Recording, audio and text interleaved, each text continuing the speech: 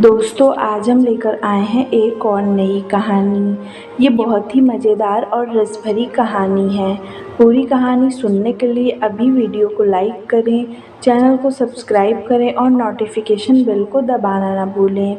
मोहन ने हाल ही में graduation complete किया था। अब उसके मम्मी पापा चाहते थे कि वो शहर जाकर अच्छे से तैयारी करे।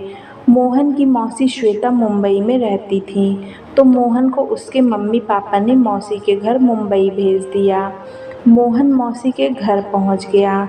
उसकी मौसी के घर में सिर्फ 3 कमरे थे।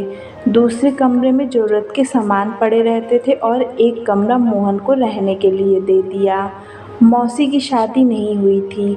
मुंबई में वो जॉब करती थी, इसलिए वो अच्छा खासा पैसा भी कमाती थी।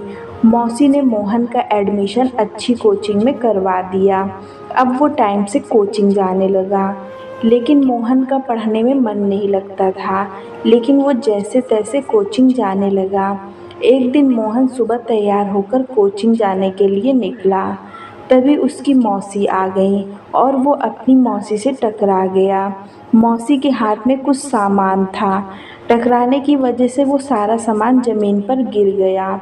उसकी मौसी जैसे ही सामान उठाने के लिए नीचे झुकी, तो मोहन ने बोला, मैं उठा देता हूँ। मोहन ने सारा सामान उठाकर मौसी को दे दिया और उसके बाद मोहन कोचिंग चला गया। मोहन काफ़ी हैंडसम था। लड़कियां उसकी दीवानी हो गई थी। उन्हीं लड़कियों में से एक लड़की मोहन की गर्लफ्रेंड बन गई। उस लड़की का नाम जिया था। जिया मोहन से बहुत प्यार करती थी। एक दिन मोहन ने उसको अपनी मौसी के घर बुलाया। दोनों में खूब बातचीत होने लगी। वो दोनों आपस में मीठी मीठी बातें कर रहे थे। तभी अचानक मौसी आ गई। थोड़ी हड़बड़ाहट के बाद मोहन ने जिया का परिचय मौसी से करवाया। मौसी ने मोहन की खिंचाई करते हुए कहा, बहुत अच्छी लड़की है। मोहन और जिया का चेहरा शर्म से लाल हो गया।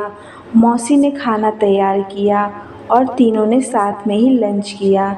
फिर जिया अपने घर वापस आ गई। जैसे ही करीब 2 महीना बीत गया, मोहन ने अपनी गर्लफ्रेंड से बात करना धीरे धीरे कम कर दिया, क्योंकि अब वो दूसरी लड़कियों के चक्कर में पड़ने लगा था। एक दिन तंग आकर उसकी गर्लफ्रेंड मौसी के घर आई और उसने मोहन की सारी बातें मौसी को बताई कि वो मेरी बिल्कुल भी कदर नहीं करता और दूसरी दूसरी लड़कियों के चक्कर में पड़ा रहता है। मौसी ने जिया को शाम तक अपने पास रुकने के लिए बोला। शाम को मोहन जैसे ही घर आया तो मौसी ने जिया के सामने ही जमकर क्लास ली। मौसी की फटकार के बाद मोहन का दिमाग ठिकाने लग गया। उसने तुरंत ही जिया से माफ़ी मांगी और उस दिन से मोहन ने दूसरी लड़कियों का चक्कर छोड़ दिया और उस दिन से गरिमा का ख्याल भी रखने लगा। दोस्तों, कहानी अच्छी लगी हो तो शेयर करें।